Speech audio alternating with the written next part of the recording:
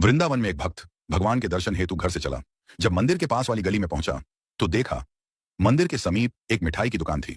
भक्त ने दुकानदार से कहा, भगवान के लिए प्रसाद में पेड़े दे दीजिए। दुकानदार पेड़े तोल ही रहा था, तभी उसकी नजर सामने खड़े एक बच्चे पर पड़ी। छोटा सा बच्चा चिलचिलाती धूप में नंगे पैर तपती धरती पर खड़ा था, हाथ में फूल मालाएं ली।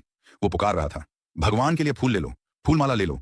हर आते जाते भक्त की दृष्टि उस बच्चे के पैरों पर पड़ी। न चप्पल न जूते। धरती इतनी तप रही थी कि बच्चा कभी एक पैर को ऊपर रखता तो कभी दूसरे को।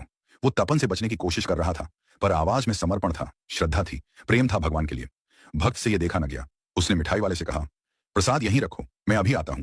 वो पास की चप्पल की दुकान पर गया, नन्हे से बच्चे के लिए चप्पल खरीदी, फिर लौटा और बोला, लो बेटा, इसे पहन लो।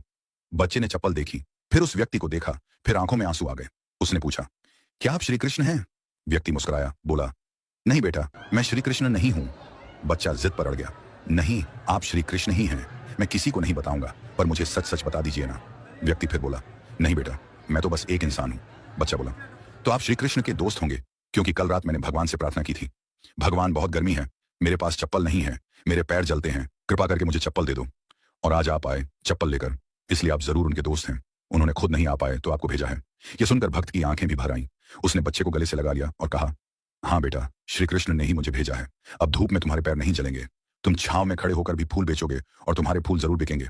बच्चे ने झुककर उस व्यक्ति के चरण छू लिए और मुस्कुराकर बोला, भगवान कितने दयालु हैं ना, कितने व्यस्त रहते हैं, पर फिर भी अपना कोई दोस्त भेज ही देते हैं। व्यक्ति ने प्रसाद लिया, बच्चे से फूल माला ली और मंदिर जाकर भगवान से कहा, प्रभु धन्यवाद, आज आपने मुझे आपका मित्र बनने का अवसर दिया।